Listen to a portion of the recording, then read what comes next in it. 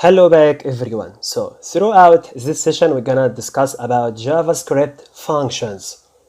Functions in any programming language that you're gonna define a block of code and you're gonna reuse it multiply times. Whatever that function have a parameter to be dynamic, so each time it will provide for you dynamic output, or just function doesn't have any parameter and all the time will provide you a static or a constant output. Let's give an example. So this function doesn't do anything, just it's called it console.log hello world. So each time you're gonna call this function, it will print hello world because it's a parameter, it's empty. But let's first of all focus right now on syntax on JavaScript.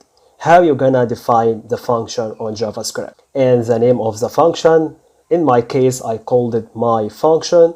And after that equal function keyword and the parameter of that function, in our case, it's a 0 parameter, and two curly brackets, the first curly bracket or the opening one, and here is the closing one, and between both of them here is that you will find the body of the function. Maybe you will have one statement or two statement, three statement, I don't care, but it should all of them between those curly brackets. So here is it have console.log just display on message on screen message called it hello world.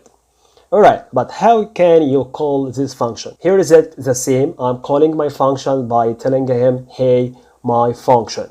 So right now I call my function only one time.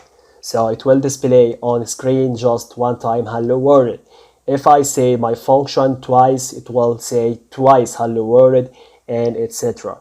Alright, the another way of defining function in JavaScript, you can just say function keyword afterwards the name of the function. Here is it my function, and 0 parameter, it doesn't matter, and the body of the function, in our case just console.log hello world.